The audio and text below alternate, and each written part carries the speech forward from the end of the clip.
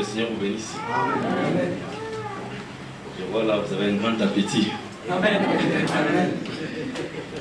Amen. Amen. Il n'y a même pas moyen de vous souhaiter bon appétit. Parce que vous avez déjà l'appétit. Amen. Comme on a dit que Israël fêtait, il avait des fêtes. Cette fête de l'Éternel, la fête de la Pentecôte, la fête de Pâques, la fête des gerbes agitées, tabernacle et toutes ces choses. Et maintenant nous sommes sous une autre fête. Nous sommes sur une fête qui a commencé et c'est une fête éternelle. La sainte convocation. Parce que la 7e fête du tabernacle s'est déroulée avec la Odyssée, qui était le 7e âge de l'Église. Mais maintenant nous sommes sous la fête éternelle. La sainte convocation, le 8e jour. Alors nous sommes très contents. Je pourrais dire bonne fête. C'est une fête éternelle. Amen. Amen. Dieu nous a parlé sur les bénéfices du Saint-Esprit. Il y en a beaucoup, ils sont finis. Donc nous prenons juste quelques points pour vous édifier. Amen.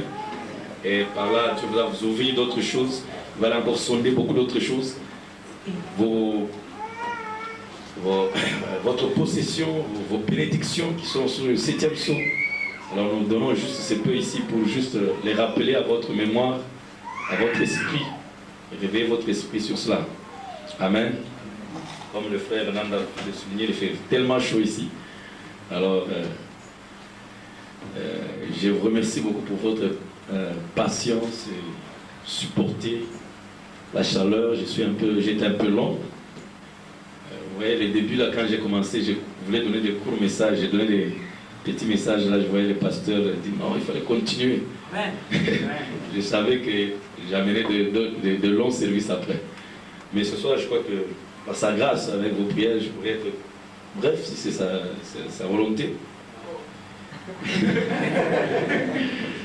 Alors, j'aimerais vous remercier parce que vous supportez cette chaleur. Si je connaissais les propriétaires de la maison, je leur aurais demandé de casser un peu les fenêtres jusqu'en bas, afin que l'air puisse circuler. C'est un bon niveau aussi. Il y avait des grandes fenêtres de côté, je crois qu'on n'aurait pas de problème. Parce qu'en haut, il ne fait pas très chaud. Mais, que voulez-vous, c'est le Seigneur qui a voulu cela. Amen. Et Frère dit que sans sacrifice, pas de bénédiction. Amen. Il dit, celui qui habite à côté de l'église reçoit moins de bénédictions que quelqu'un qui vient très loin. C'est le prophète qui a dit. Il dit, plus vous consentez des sacrifices, plus votre bénédiction est grande. Est-ce que vous dites Amen? Je crois que le Seigneur va vous bénir pour cela. Ce que vous semez ici, vous récolterez cela dans l'éternité. Est-ce que vous dites Amen?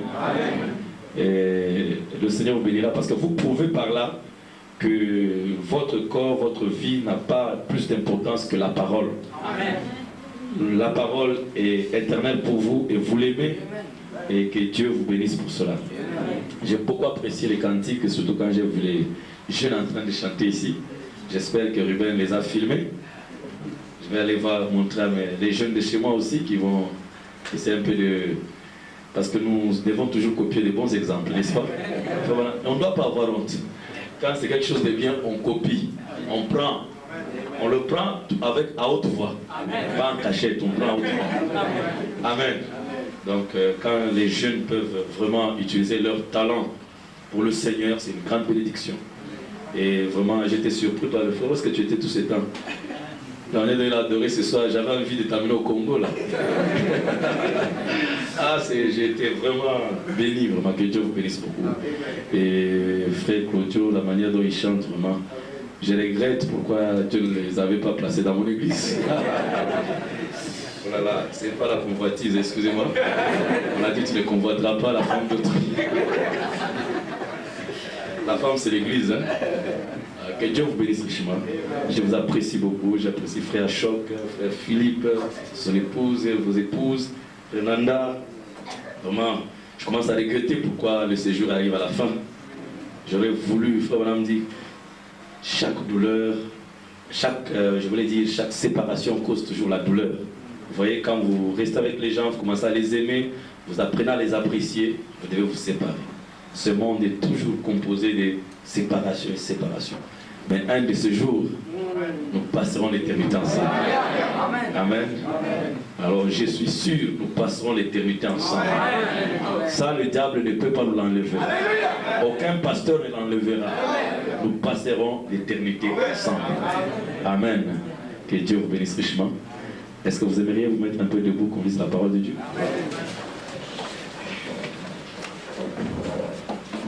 Allons directement dans Zacharie 9.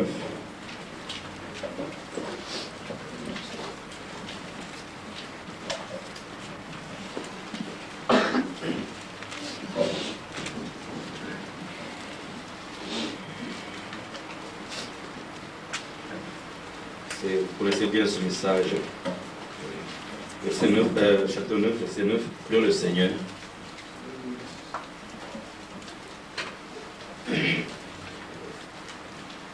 Seigneur Jésus-Christ, Dieu Tout-Puissant, encore une fois, humblement, je me tiens devant ta sainte présence, ensemble avec ton peuple, Père, pour te remercier, t'honorer, Seigneur, t'adorer, dans toute humilité, Seigneur, sachant que nous sommes la poussière de la terre.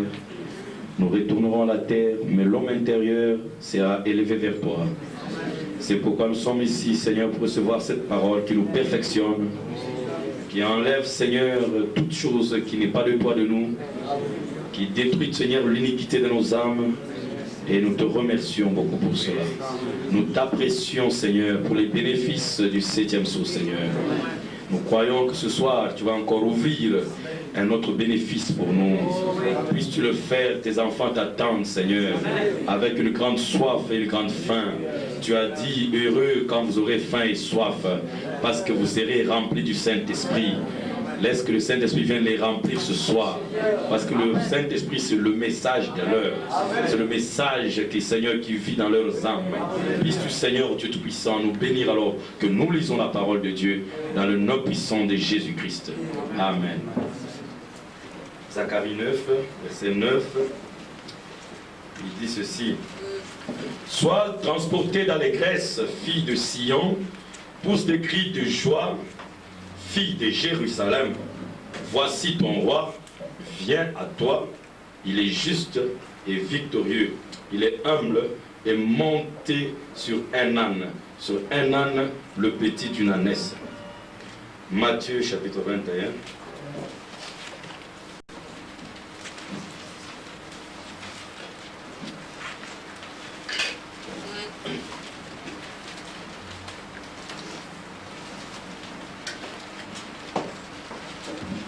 Verset 1 à 11.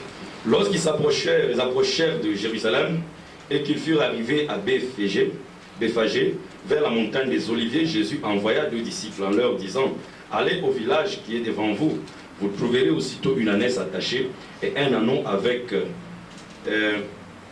et détachez-les et amenez-les-moi. Si quelqu'un vous dit quelque chose, vous répondrez, le Seigneur en a besoin.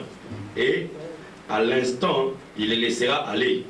Or, ceci arriva afin que s'accomplisse ce qui avait été annoncé par le prophète, dit à la fille de Sion, voici ton roi vient à toi, plein de douceur, et monté sur un âne, sur un ânon, le petit d'une ânesse. C'est ça, Zacharie 9, 9.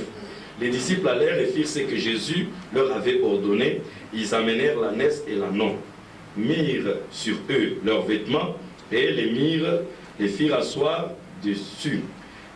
La plupart des gens de la foule étendirent leurs vêtements sur le chemin, d'autres coupèrent des branches d'arbres et enjonchèrent la route. Ceux qui précédaient et ceux qui suivaient Jésus criaient « Hosanna au fils de David, béni soit celui qui vient au nom du Seigneur, Hosanna dans les lieux très hauts ». Lorsqu'il entra dans Jérusalem, toute la ville fut émue et l'on disait « Qui est celui-ci » La foule répondait, c'est Jésus, le prophète de Nazareth en Galilée. Et Dieu bénisse avec sa parole. Vous pouvez vous asseoir, c'est Jésus. Amen. C'est bien Jésus, le prophète de Nazareth en Galilée. Alors ce soir, je vais parler sur quelle est cette attraction, quelle est l'attraction sur cette montagne ici, cette montagne. Quelle attraction sur cette montagne. Frère Madame a prêché ça, vous connaissez bien le sermon, on l'a déjà entendu, beaucoup de nous, Beaucoup de nous ont lu ça. Et c'est une bonne prédication. Quelle est l'attraction? Et Frère Branham dit qu'il a eu 7 montagnes. Et sur chaque de ces montagnes-là, Dieu faisait quelque chose. Par exemple, sur le mont Morija, Dieu accomplissait quelque chose. Un type. Abraham a amené Isaac pour le sacrifier, lui donner un sacrifice. Alors, il y avait aussi une autre montagne, c'est la montagne de Sinaï, là où Dieu est descendu avec le commandement. La montagne était en feu, il y avait une attraction, il y avait un feu sur une montagne. Alors ça attirait les gens, ça attirait l'attention des gens. C'était une attraction aussi, n'est-ce pas? Il y avait aussi une autre attraction, c'était sur le mont Carmel. Là-bas, c'était le défi d'Élie. Il voulait prouver qui sera le prophète de Dieu, qui est le vrai Dieu et qui est le faux Dieu. Il y avait aussi une grande attraction là-bas. Tout le pays était venu, y compris le président ou le roi de ce temps-là, Akab. Il était aussi attiré sur la montagne là de Carmel. Voyez-vous? Alors, il y a beaucoup de montagnes. Il y avait aussi la montagne des transfigurations. Là où Jésus fut transfiguré. C'était une attraction là-dessus là. Alors, quelle est l'attraction sur cette montagne? Il y en avait beaucoup de montagnes là-bas. Parce qu'il y avait aussi une autre attraction sur le mont des Oliviers. Voyez-vous? Alors, il y a une autre attraction sur le mont Calvaire, mont Golgotha. Là-bas, il y avait une grande attraction. Pourquoi? Le Seigneur de gloire était crucifié. L'agneau de Dieu mourait pour le péché des hommes. C'était une attraction. Il y avait l'attraction sur le mont Nebo. Il y a l'attraction aussi, il y a eu l'attraction aussi sur la montagne du soleil couchant aux États-Unis. Alors il y a 7 montagnes. Comprenez? Et Frère Branham dit, quelle est l'attraction sur la montagne? Sur ces montagnes, ces 7 montagnes, il appelle des 7 top experience mountain. Top experience. Donc ce sont des expériences élevées. Donc on peut avoir des petites expériences, mais ces expériences sur ces montagnes, hein, c'est même les sommets des expériences. Il y en avait 7. Vous comprenez? Alors, nous n'allons pas parler sur toutes ces montagnes, c'est beaucoup. Pour une journée comme ça, quelques heures, non. Nous allons parler sur une montagne. Mais nous voulons parler sur notre montagne à nous qui nous concerne. C'est la montagne du temps de la fin. La montagne du soleil couchant. Qu'est-ce qui s'est passé là-bas? Vous comprenez, frère? Alors, pour bien comprendre, hein, on doit répartir toujours dans les types. Vous comprenez? Pour que le positif soit compris. On prend les types pour bien comprendre. Vous voyez? Alors, je vais lire quelque chose ici. Frère Branham dit dans Quelle est l'attraction sur la montagne, paragraphe 148. Il dit ceci. Non. Mais là, écoutez. Qu'est-ce qui s'est passé sur le mont Salset? Dieu confirmant sa parole. C'est pour cela qu'il y avait tous ces bruits-là. Tous les bruits qui étaient là. Les tonnerres, les tremblements, les rochers s'effandirent. Et la science aux États-Unis a pris cette image-là. Tous ces bruits-là aux États-Unis. Je ne sais pas si les suis là. Ça va là au fond? Ok. Alors, tous ces bruits-là, c'était quoi? C'était parce que Dieu confirmait sa parole. Mais là, quand on dit parole, hein, ne regardez pas seulement les pages de la Bible. La parole là, c'est toi. Amen. Amen. Vous comprenez, frère? La parole là, c'est vous. Quand on dit Christ révélé dans sa propre parole, ça veut dire dans son église. Parce que l'église aujourd'hui, c'est ça la parole de Dieu. Si tu n'es pas la parole de Dieu, alors tu es la parole de Satan. Vous comprenez? Jésus a dit qu'il allait faire de toutes les nations mes disciples. C'est la parole de Dieu, non?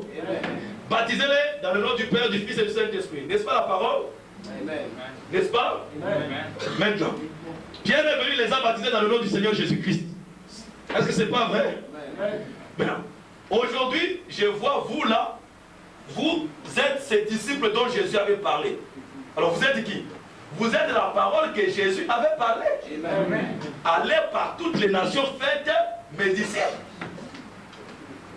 Faites de toutes les nations mes disciples. Amen. Et ces nations-là, c'est vous. Et vous êtes maintenant cette parole accomplie. Vous comprenez, frère? Maintenant, c'est ça que nous voulons voir ce soir. Dieu confirma sa parole. Il a promis sa parole à nouveau, qu'il va accomplir sa parole à nouveau qu'il avait promise. Révélation, Apocalypse 10, de 1 à 7. Vous voyez?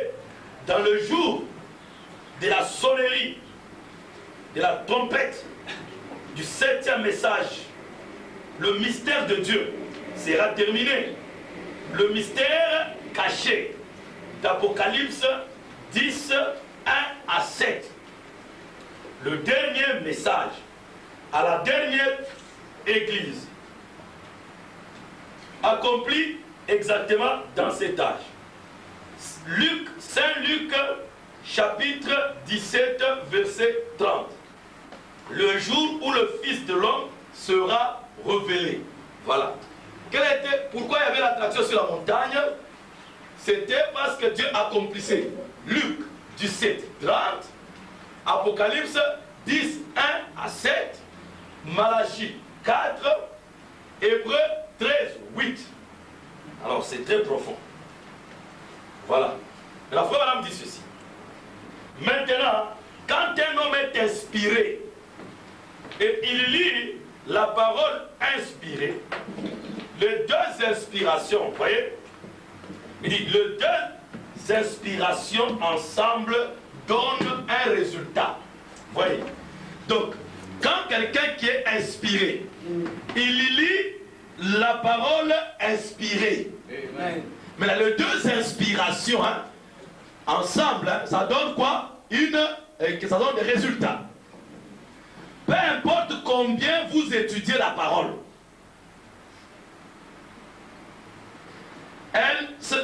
la parole ne vous fera jamais du bien jusqu'à ce que vous soyez vous-même inspiré. Cela demande une inspiration avec.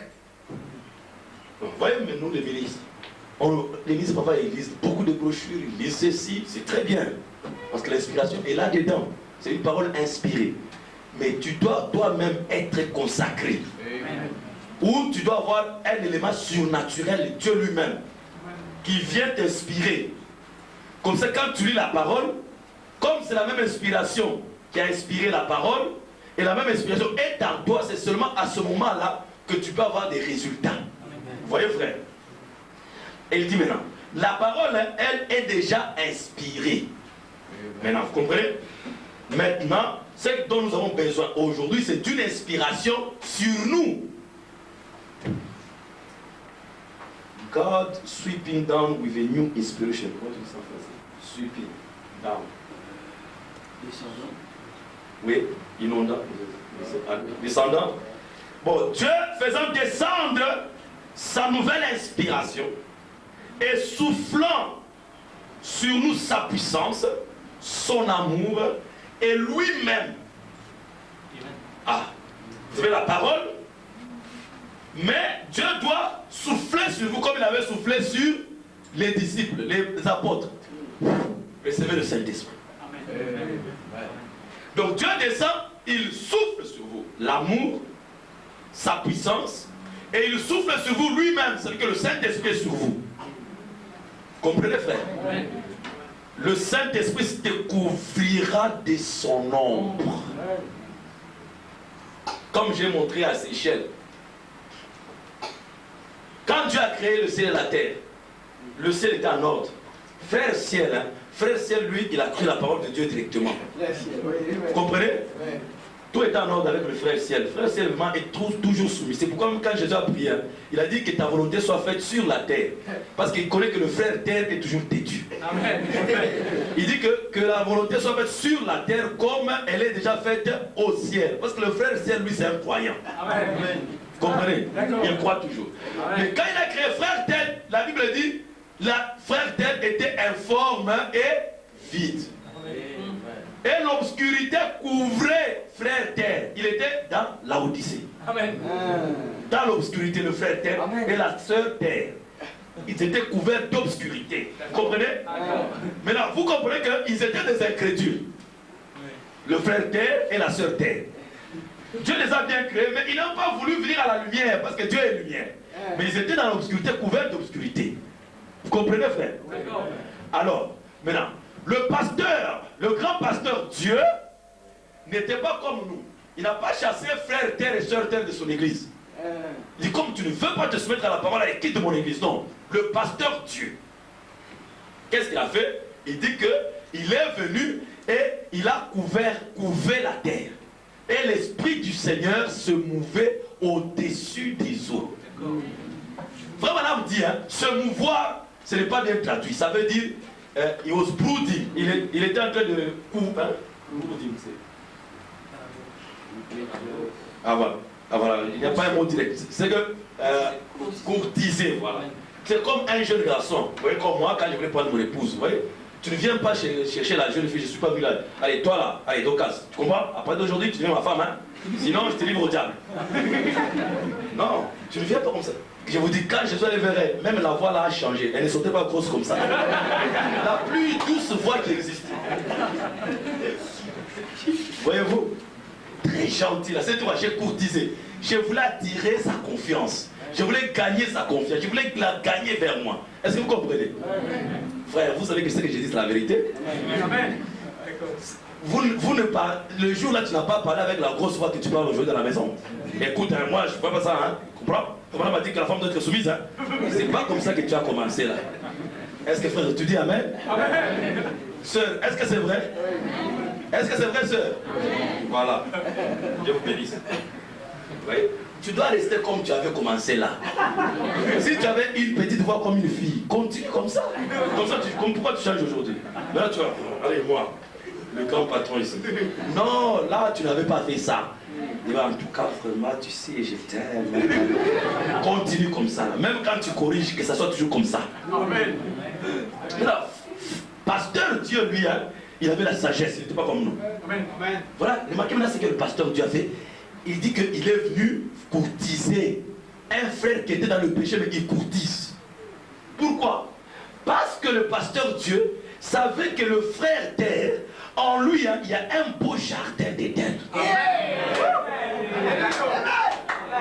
Bien qu'il est dans le péché, bien qu'il est dans l'obscurité, hein, mais en lui, il y a des semences, il y a des animaux, il y a des arbres, il y a une beauté.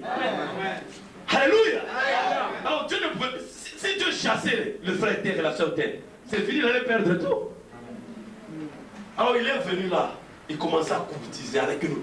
Il faisait l'amour comme une colombe mâle qui appelle sa compagne le soir. Il dit Dieu roucoulait. Il n'y a pas quelque chose qui roucoule avec douceur comme une colombe. Il dit Dieu roucoulait. Regardez un peu comment Dieu nous a aimés, frère. Au lieu de nous frapper, mais il roucoulait. Il roucoulait. Il roucoulait. Il vient là, il dit oh vraiment frère terre, tu sais. Oh, je t'ai prédestiné dans ma pensée. Amen. Tu n'es pas appelé à être comme ça. Amen. Ça, ce n'est pas ton état. En toi, il y a la beauté. Amen. Je ne m'inquiète pas. Je ne m'occupe pas de toute l'obscurité, de la saleté. Amen. Il était informe et vide. Vide, ça veut dire qu'il n'avait pas le Saint-Esprit. Informe, il n'y avait pas de forme. Et la seule forme que nous avons en Dieu, c'est la stature d'un homme parfait. Le frère terre n'avait pas la stature. Le frère terre n'avait pas le Saint-Esprit, il était vide. Mais il n'a pas chassé, il n'a pas condamné. Il est venu à commencer à roucouler. Il dit, tu sais en toi là, oh il y a beaucoup de choses. Tu ne peux pas imaginer ce que tu es. Alors il dit que la lumière soit. Et la lumière fut. La Bible n'a pas dit, et Dieu était mécontent. Non. Et Dieu dit que cela était bon. Frère Madame dit que, et il admired. Il a admiré sa propre création. Il dit, oh, maintenant comme tu es beau, tu vois maintenant comment tu es dans la lumière. Et il faut même dire que la lumière, c'est la parole faite chair. Amen. Il était la lumière des hommes. Il est venu chez les siens, et les siens ne l'ont point reçu. C'était un homme qui était la lumière. Jésus. Il dit, maintenant tu es dans la présence de la lumière, tu vas bien connaître combien tu es beau. Dieu savait que la semence qui était à l'intérieur n'avait besoin que du soleil. Et dès que le soleil, la lumière est apparue, Dieu dit, oh, ça c'est fantastique. tu sais, tu peux encore produire la vertu. Fais un effort. Oh, félicitations en tout cas, tu as bien fait, c'est bien joué, allez, continue. Amen. Alors, la terre se sent tellement flattée. Frère, voilà, me dit, à un pasteur là, chaque fois qu'il finissait de prêcher, tu vois, les prêcher, on venait dire à frère madame, ah, tu as bien prêché, c'était fantastique. Alors le pasteur dit, ah, moi je n'aime pas ça, j'aime qu'on remette la gloire à Dieu. Frère madame dit que oui, c'est parce qu'il y a une seule différence entre moi et toi. C'est que toi tu es hypocrite, moi je suis sincère. Moi je veux que quand je fais quelque chose de bien, qu'on me félicite. Amen. Il dit, voyez-vous, essayez un peu de vanter un bébé, un enfant. Vous allez voir comment il va s'améliorer.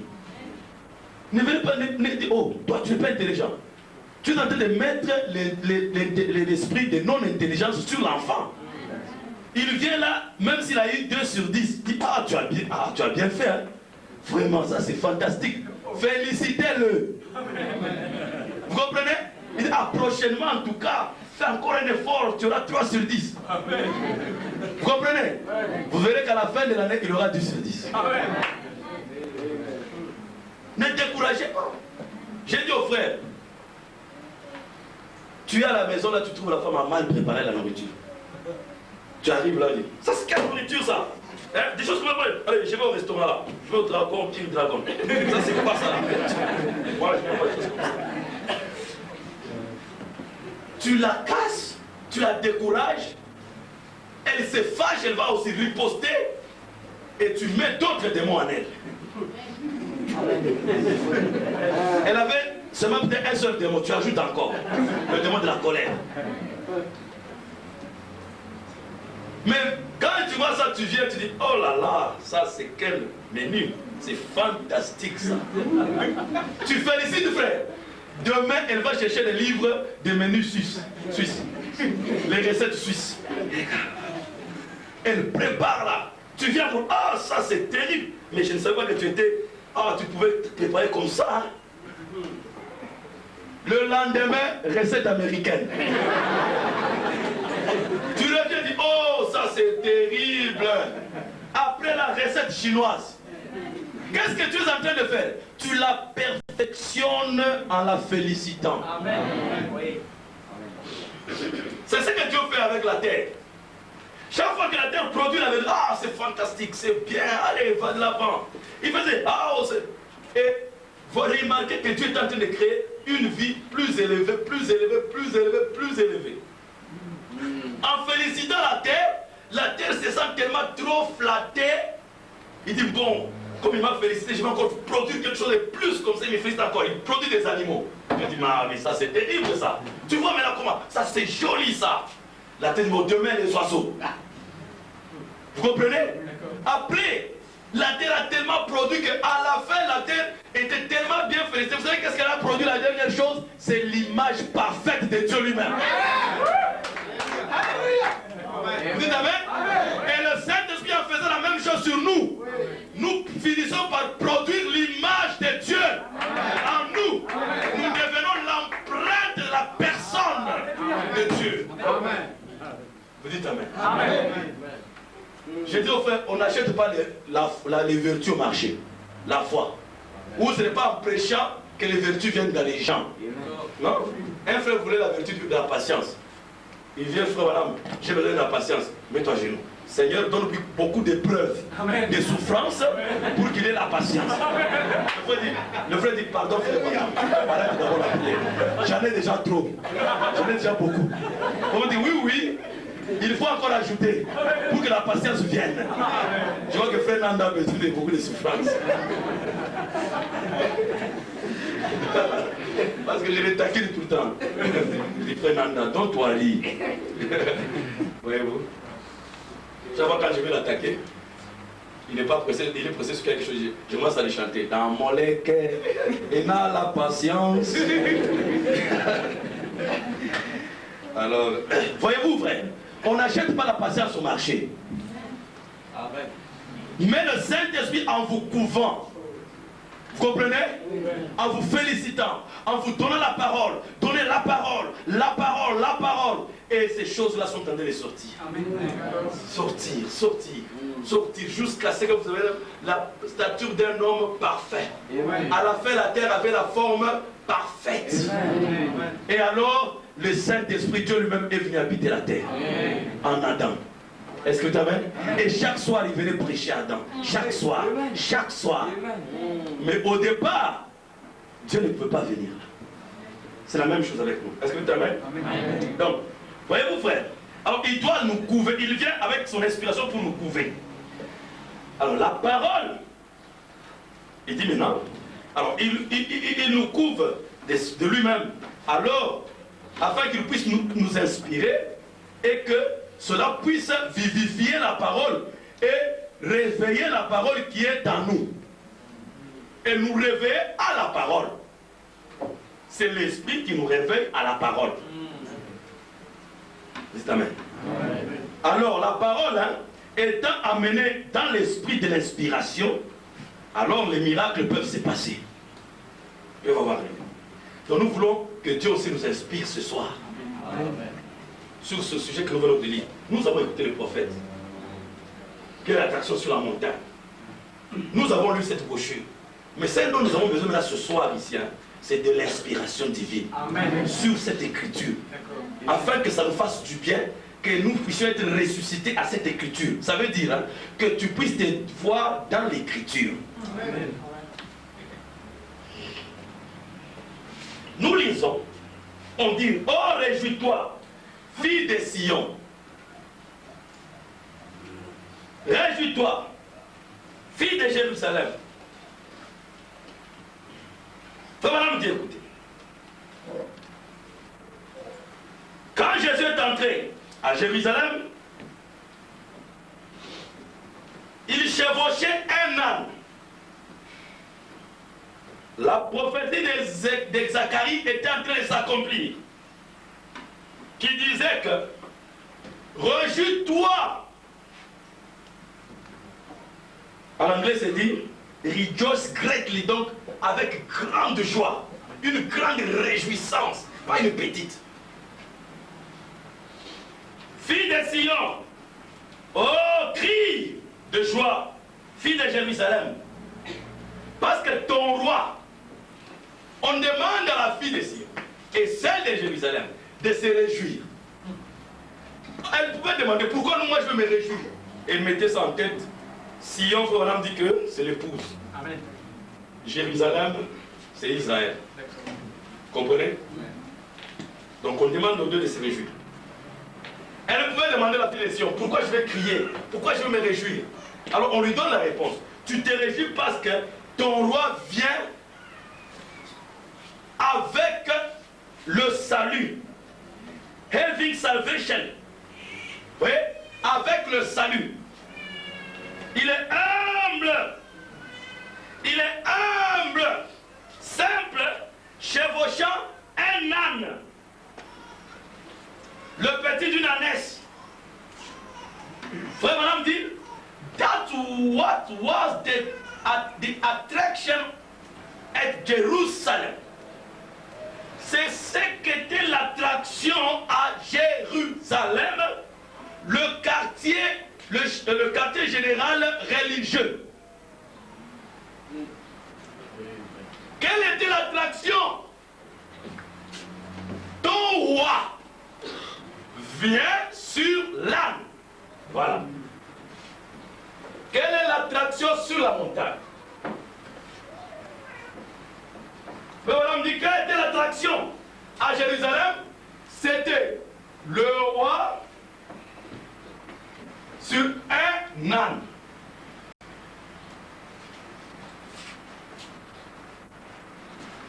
Pendant que c'est ça qui était l'attraction. Voilà, c'est toute la prédication, on peut même retourner à la maison.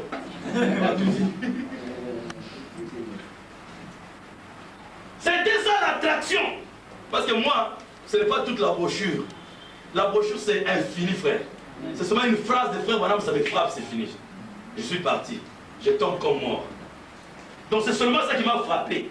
Il dit que ton roi venait sur un âne, le petit d'une ânesse, c'était ça qui était l'attraction à Jérusalem, le chef le quartier général religieux. Ça m'a frappé. Je dis, mais donc c'était tout ce qui était comme attraction. Oui, frère. Parce qu'aujourd'hui, remarquez. Je ne sais pas votre président, c'est qui? Je ne le connais pas de nom, c'est qui encore? Kassam. Bon. Imaginez votre président, on dit qu'il va venir. Vous visitez, si c'est quoi, Rosile ou bien quoi, bon, bah, ça, il va venir là-bas, venez l'attendre, tout ça. Alors, nous tous, nous attendons qu'il y ait une escorte là, des voitures, tout ça, limousine, Mercedes, 6 portières et tout ça, n'est-ce pas? Bon, on est là, on a putain. Mais tout d'un coup, on voit seulement le président venir sur un vélo pédalé. Et moi, je me dis, c'est ce qui se passe? Le roi, le président, sur un vélo pédalé. Ça serait une grande attraction. Vous dites amen? Bon, s'il vient dans la Mercedes, hein, il y aura une attraction, mais elle ne sera pas grande. Parce que nous savons qu'il est grand, il est une autorité, il mérite tous les honneurs là. Vous comprenez? Ça c'est normal. Même nous-mêmes, on ne sera pas d'accord de voir notre président marcher à pied. Ça fait notre fierté de le voir dans une belle voiture, n'est-ce pas? Mais on le voit sur un vélo pédalé. Il vient dans une réunion officielle. Vous comprenez, frère? C'est ça. Maintenant ici, remarquez que c'est le roi des rois sur un âne. Il devait même venir avec beaucoup d'honneur. Et c'est un âne qu'il a emprunté. Ça ne lui appartenait même pas. Voilà l'attraction là-bas. Voilà quelle était l'attraction. Le roi des rois. Le roi des rois. Sur un âne. Oh mon Dieu. C'était l'attraction. Et maintenant, je vais vous faire voir que cette attraction, c'était une attraction religieuse. Ce n'était pas les Jeux olympiques. Ce n'était pas le championnat de boxe. Vous comprenez? C'était une attraction religieuse parce que ça s'est passé au quartier général religieux.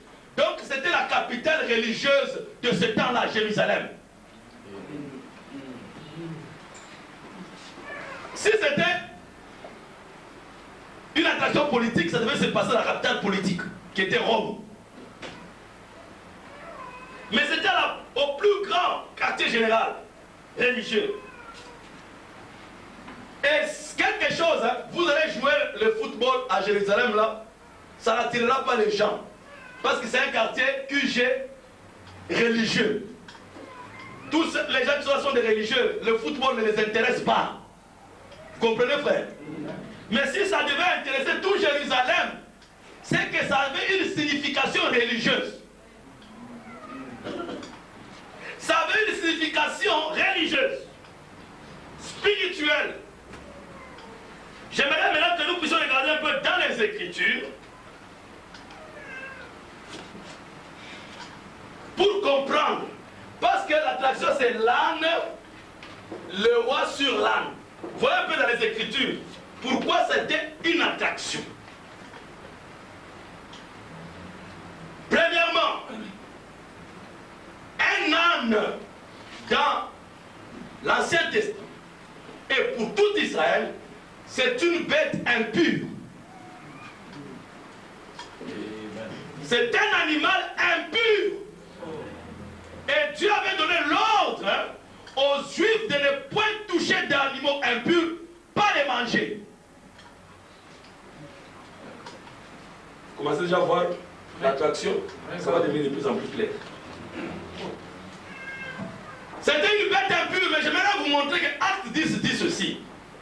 Verset 11 à 15, quand Pierre, Dieu voulait qu'il aille prêcher aux hommes des nations. Pierre ne voulait pas.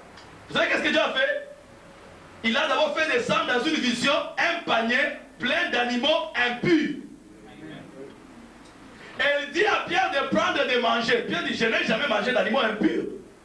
Et Dieu dit que ce que Dieu a déclaré pur ne déclare pas impur. Allez, prends et mange. C'était que Dieu est en train de lui montrer que Dieu a montré que les nations typifiaient ces animaux impurs. Vous comprenez? Les bêtes impures qui étaient là-dedans dans le panier, c'était le type de nation auquel maintenant Dieu est en train d'envoyer Pierre. Alors, comprenez là, un âne impur, une bête impure, qui est le type des hommes des nations. Maintenant, l'attraction, c'est le roi sur une bête impure. Pour plus d'éclaircissement, le type des nations. Amen. Le roi chevauche les hommes des nations. Le droit transporté par un gentil. Amen. Alléluia. Entrant à Jérusalem, là où c'était la religion de sainteté, où l'âne ne devait pas entrer dans le temple. Mais Jésus a mené l'âne tout droit dans le temple. Et s'il était prophète pour les pharisiens, il disait s'il était prophète, il devait comprendre que ça c'est un animal impur. Pourquoi il l'amène ici dans le temple? Êtes-vous avec moi? Maintenant, les gentils sont les types d'un animal impur. Ce n'est pas encore fini.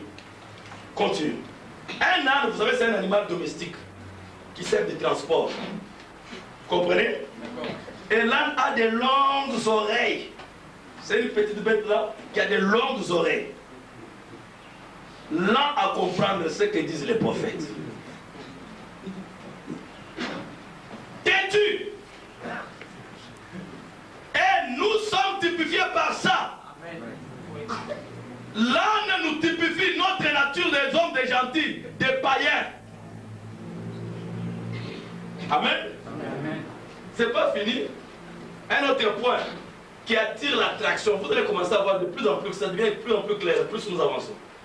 L'âne, c'est le plus stupide de tous les animaux qui puissent exister. Dans la race pure, en dehors des mélanges. Parce que quand vous mélangez l'âne et le cheval, vous recevez un animal plus têtu que l'âne. C'est parce que parmi les purs, hein, c'est l'âne qui est le plus têtu. Et dépourvu de sens. Vous, ô Galates, dépourvu de sens. Qui vous a ensorcelé.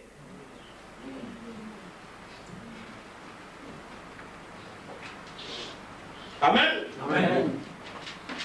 Ça, c'est l'âne. Et une autre chose, l'âne est l'animal le plus têtu qui puisse exister. Têtu. Prêche la parole, il ne veut rien savoir. Prêche ceci, il ne veut rien savoir. L'âne est un têtu, frère. Et nous étions comme ça. Pendant qu'on parle de l'âne, parce que l'âne nous typifie, hein, pendant que Dieu décrit la nature de l'âne, tu te vois là-dedans. Vous comprenez, frère? Le Saint-Esprit vivifie cette écriture à toi. Quelle était l'attraction? Le roi sur l'âne. Le pécheur était rebelle à l'Éternel. Il défie Dieu. Comme Jésus disait, il ne va pas venir à Christ pour recevoir la vie. Il ne vient pas à Christ pour recevoir la vie. C'est pourquoi Job a dit que c'est en vain que l'homme se glorifie. Parce qu'il est né comme un âne sauvage. C'est en vain qu'il se glorifie. Maintenant, j'aimerais donner quelques écritures ici dans l'Ancien Testament qui sont accordées, qui sont en accord avec l'âne conformément à l'adoration. Je parle de conformément à l'adoration. Vous trouvez beaucoup d'endroits où on parle de l'âne, mais je parle conformément à l'adoration. Le premier endroit, nous trouvons, c'est dans Genèse 22.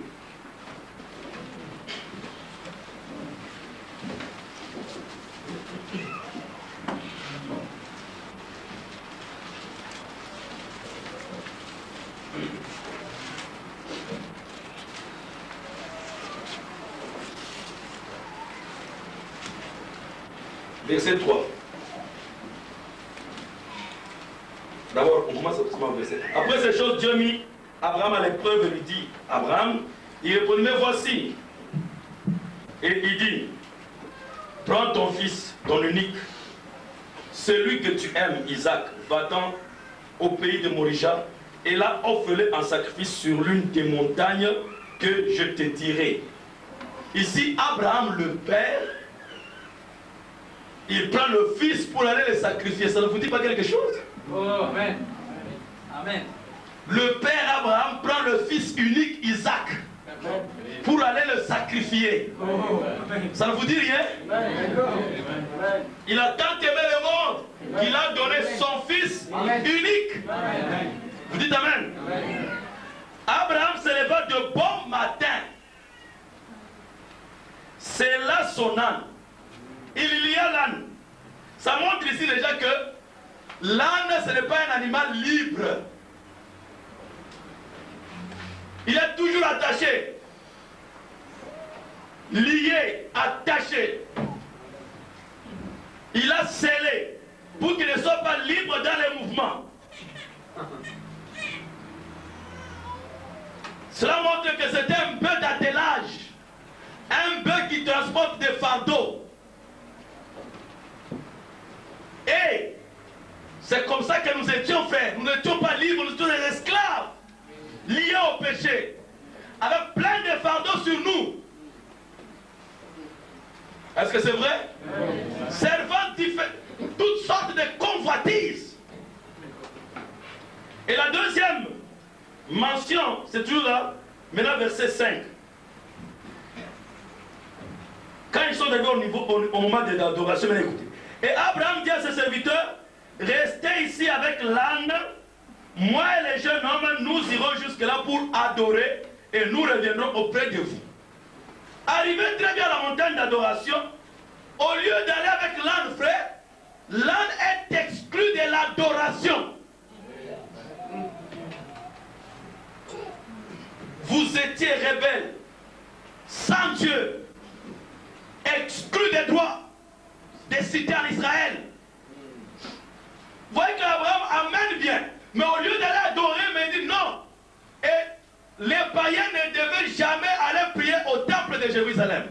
Vous le savez? Nous étions exclus. C'est pourquoi on adorait les démons. Et les idoles, c'est parce qu'en nous, il y a quelque chose qui nous demande d'adorer. Mais comme on était exclus de l'adoration, exclus, vous restez ici avec l'âne. Moi, je vais adorer. Amen. Nous étions exclus totalement. Est-ce que tu t'amènes? Amen. Et il faut dire qu'aucun pécheur ne peut adorer Dieu, à moins qu'il soit en Christ. Amen. Troisième mention, Genèse 49. Là où Dieu bénit, où la bénédiction prophétique de Jacob sur ses enfants. Maintenant écoutez verset 14, il est en train de me dire un de ses fils au verset 14. Il dit, Issachar est un âne robuste qui se couche dans les étables.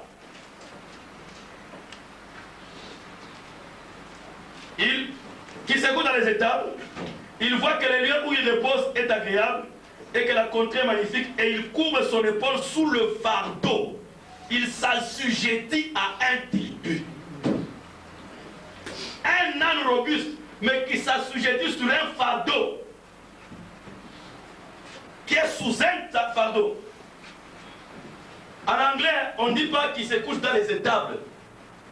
On dit que Issachar is a strong horse, couching down between two burdens. Donc il se couche sous deux poids, deux gros fardeaux. Et qu'est-ce que Jésus a dit? Venez à moi, vous tous qui êtes chargés et fatigués.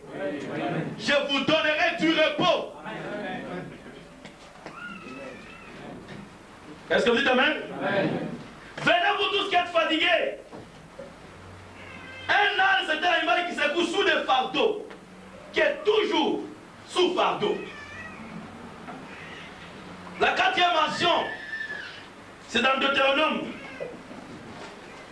chapitre 22. Est-ce que vous aimez la Bible? Vous aimez la Bible? Ah, vous devez vous voir dans les Écritures maintenant. La Bible doit changer de forme pour nous. Tu dois te voir dans chaque verset de la Bible. Genèse 22. Et Deutéronome 22. Verset 10.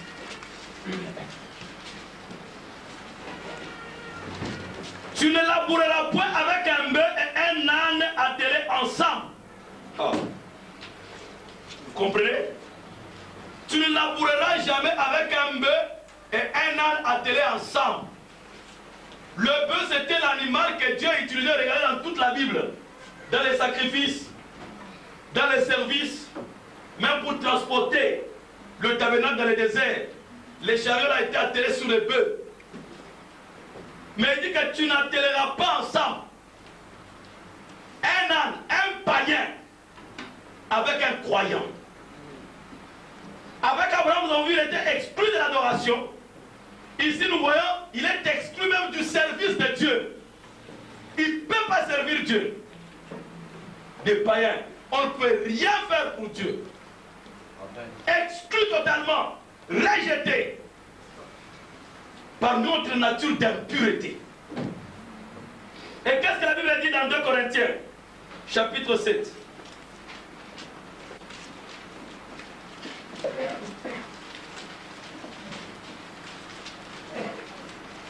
14. C'est 2 Corinthiens. 6, 14. Ne vous mettez pas avec les infidèles sous un joug étranger. Car quel rapport y a-t-il entre la justice et l'iniquité? Ou y a-t-il de commun entre la lumière et les ténèbres? Quel accord y a-t-il entre Christ et Bélial? Ou quelle part a le fidèle avec l'infidèle? Voyez-vous cela? Donc Dieu ne permettait pas qu'un âne puisse être mis ensemble avec un bœuf. Exclu totalement. Êtes-vous avec moi? La cinquième mention, 1 Samuel.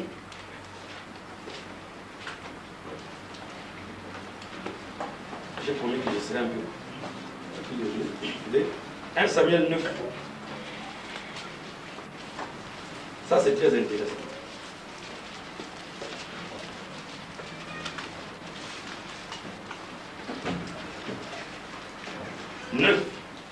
Verset 3.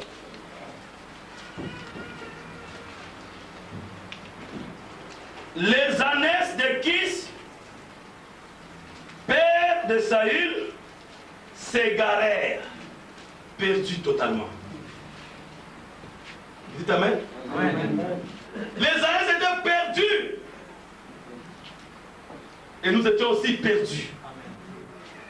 Et Kis dit à Saül son fils, prends avec toi l'un des serviteurs, lève-toi, va et cherche les ânesses. Il passa par la montagne d'Ephraïm. Écoutez. Et traversa le pays de Shalisha, sans les trouver. Ils passèrent par le pays de Chalim. Elles n'y étaient pas. Ils parcoururent le pays de Benjamin.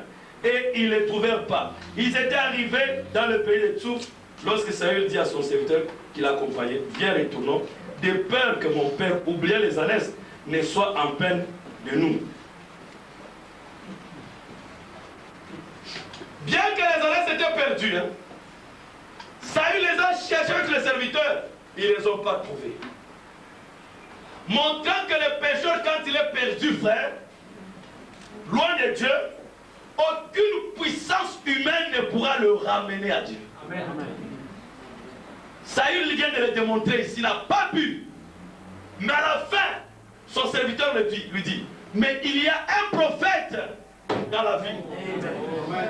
Allons les consulter. Vous dites Amen? Amen. C'est quand ils sont allés voir le prophète que le prophète, par la parole parlée, a restauré les âmes. Amen. Amen. Amen. Est-ce que vous voyez cela? Amen. Alors, le sixième point, c'est dans Jérémie 22.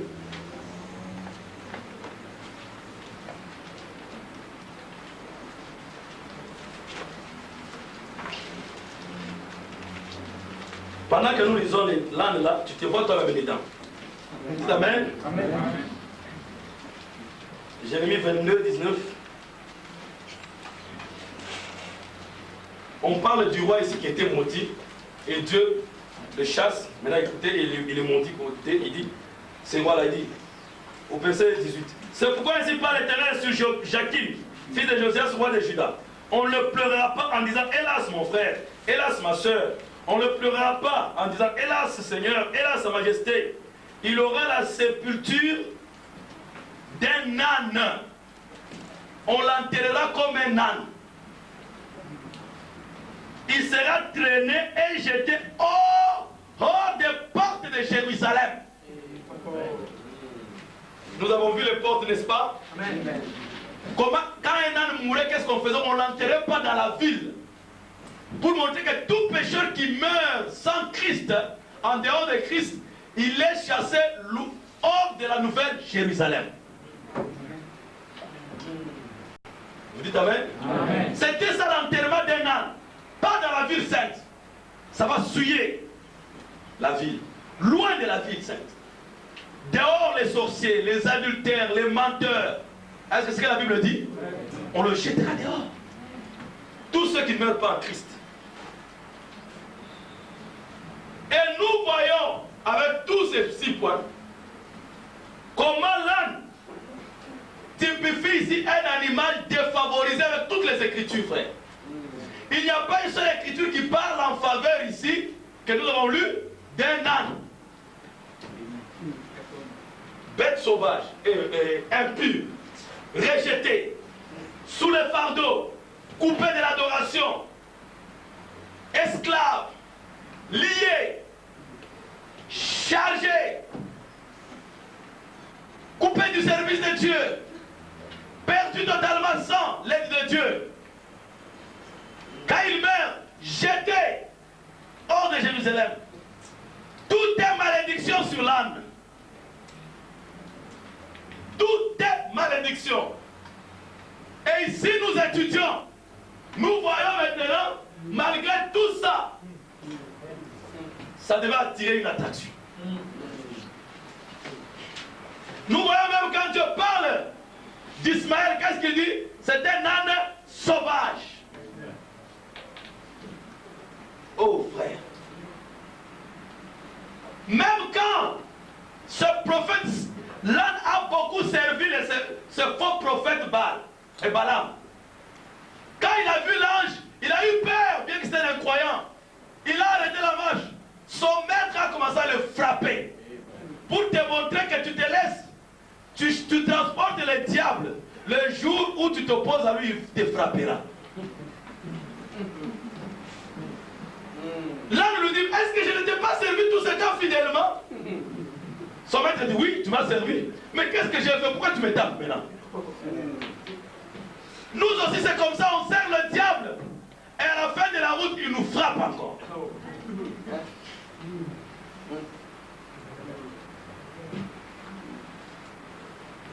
Vous dites Amen? Amen. Vous le croyez? Amen.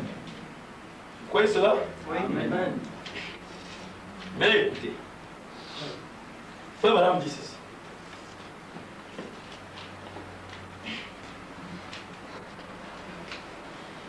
Dans l'exposé des 7 âges de l'Église, vous parlez à propos d'un hybride. Connaissez-vous le plus fameux des hybrides du monde?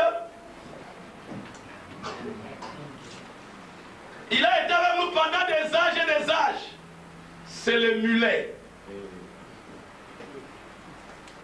Il est le croisement, le mélange ça veut dire, il est le croisement entre un âne et un cheval. C'est un animal très bizarre. Croisement entre un cheval et un âne. Vous dites Amen? Quand vous mélangez un cheval à une ânesse ou bien un âne à une jument, vous produisez un mulet. Il ne peut pas se reproduire. Il n'a point de but qui puisse faire cela. Mais parler du travail, il peut travailler plus qu'un cheval ou un âne. Je connais tes œuvres. Je dis que j'ai fait ceci, j'ai fait ceci. Il dépasse toujours le croyant dans les œuvres. Caïn dépassa Abel dans les œuvres. Ésaü dépassa Jacob dans les œuvres. Est-ce que c'est vrai? Mais là, vous avez sa nature. Il est têtu. Et vous ne pouvez jamais avoir confiance en lui. Il est la parfaite image d'une religion hybridée.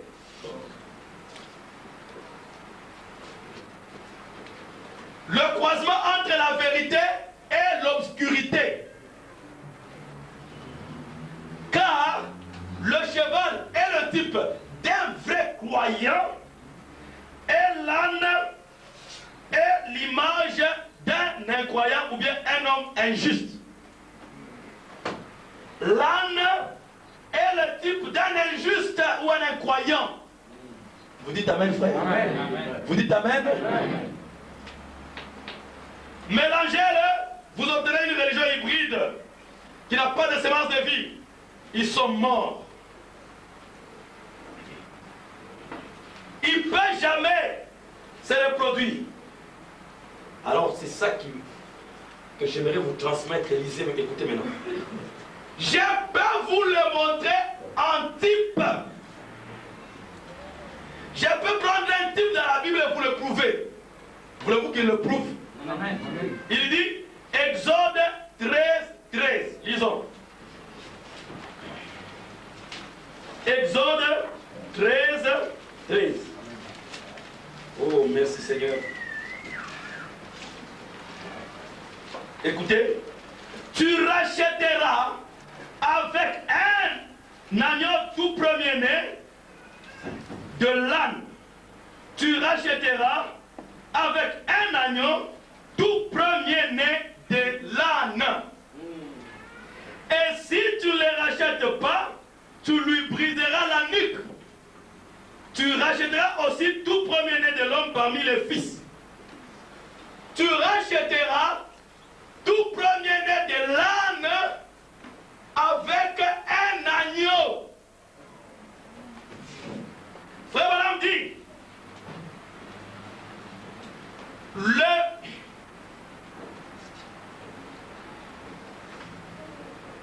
le premier né d'un âne était censé être racheté.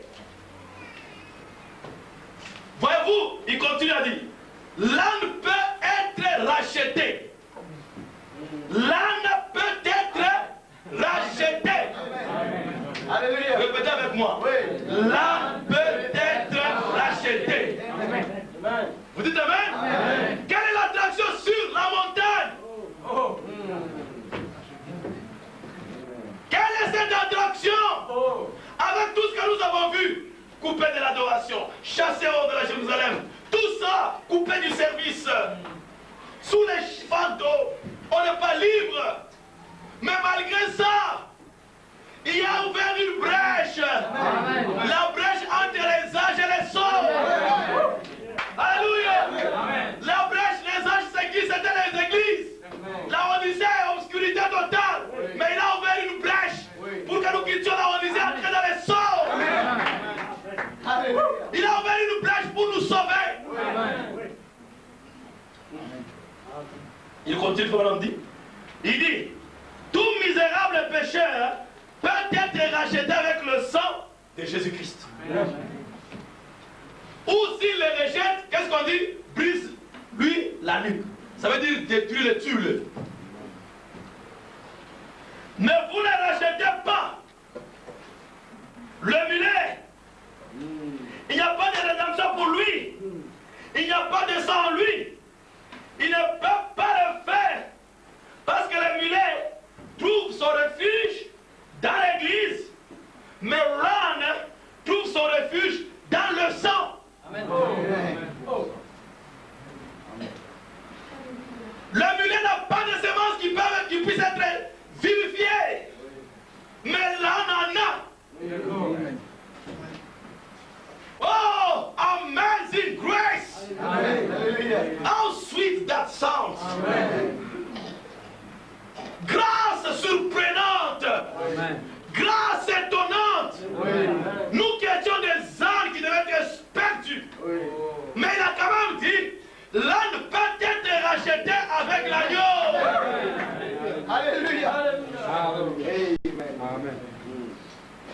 Cette grâce merveilleuse a pourvu la rédemption du premier-né des langues. C'est ce que Paul a dit. Dieu nous a démontré son amour. Parce que quand nous étions perdus, il est venu mourir, Christ est mort pour nous. Oh mes frères, je crois que cette image de l'âne nous typifie parfaitement. Si on peut se mettre à la place de cet âne, on pourra apprécier à sa juste valeur la grâce que Dieu nous a accordée. Amen. Amen. Nous étions perdus, abandonnés, chassés. Mais néanmoins, Dieu avait prévu qu'il y aurait la rédemption d'un âne. C'est pourquoi la dernière mention en rapport avec l'adoration, nous l'avons lu dans l'Ancien Testament, dans Zacharie 9, 9. Réjouis-toi, fille de Sion, réjouis-toi, parce que toutes les autres 6 mentions, nous avons vu que ça parlait que de la condamnation de l'âne. Voilà pourquoi Zacharie, voyant cela, cette attraction, il dit, réjouis-toi, parce que maintenant tu vas voir ton roi venir sur cet âne qui était condamné. Réjouis-toi. Et quand cela s'est accompli dans Matthieu 21, quand il avait prophétisé, il a dit réjouissez-vous. Mais quand la prophétie s'accomplissait, les disciples ne disaient pas aux gens, allez réjouissez-vous, tapez les mains. Est-ce que c'est ce qui s'est passé? C'était une joie spontanée. Il y avait 3 groupes à Jérusalem. Un groupe qui était fâché parce qu'on amenait un impur dans le temple, les pharisiens. Un autre groupe ne comprenait pas ce qui s'est passé. Que dites-vous que c'est? Et les 2 derniers petits groupes étaient là, sans qu'on leur demande. Ils sont allés couper les branches, ils ont pris leurs habits, ils ont étalé, ils criaient de joie, ils poussaient, ils se réjouissaient. Mais ce n'était qu'un type. Si là-bas ils se réjouissaient comme ça dans les types, quelle doit être la réalité avec toi? Amen. Ils se sont réjouis. Pourquoi? C'était la rédemption de l'âne qui s'accomplissait. Vous dites amen? Amen. C'était la rédemption du premier-né de l'âne. Qu'est-ce qui s'est passé? Peut-être vous voyez ce n'est pas, je ne sais pas. Mais moi quand je regarde, la Bible dit que ton roi vient. Mais moi quand je regarde, je vois l'agneau sur l'âne. Tu rachèteras tout premier-né d'âne avec un agneau. Voilà que l'agneau venait prendre la place d'un pécheur. L'agneau et le pécheur venaient ensemble dans le temple pour accomplir la rédemption. Il n'y avait pas une parole qui disait que Jésus viendra à pied. Il n'y a pas une écriture qui dit que Jésus reviendra ce temps de la fin à pied aussi. Il doit chevaucher un âne à nouveau. Amen. Quelle est l'attention sur la montagne? Ton roi vient. Jean, ne pleure pas. Regarde le lion de la tribu de Judas. Le roi a vaincu. Mais quand Jean se retourne, c'était un agneau.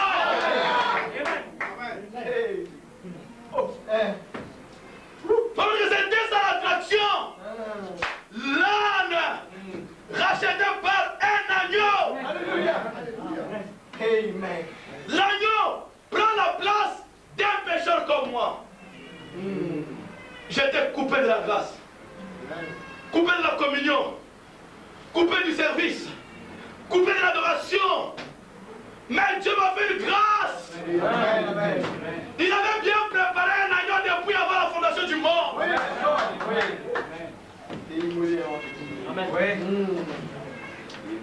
Regardez, frère, quand Jésus lui venait, les gens ont mis les pagnes par terre, tous les habits, et pour que le roi marche.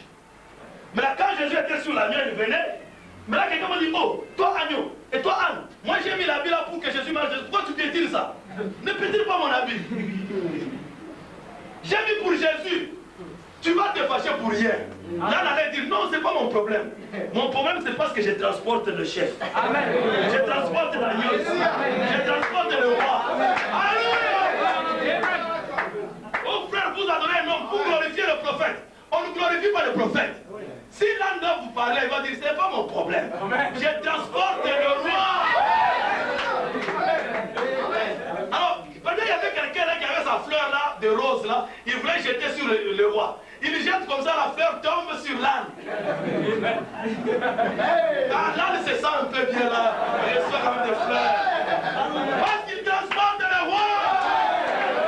Alléluia. Alléluia. L'âne était associé dans la gloire du roi. Alléluia. L'âne pouvait dire, oh roi, on va me tuer au temple là. Parce que je suis un animal impur. Il dit, si on ne peut pas te tuer, tu es avec moi. Te tuer toi, ça veut dire me tuer moi. Alléluia. Grâce au roi, grâce à l'agneau. Alléluia. Je ne regarde pas ce que je suis frère. Je ne regarde pas mes manquements. La seule chose que je connais, je transporte le roi. Le roi chevauche mon âme.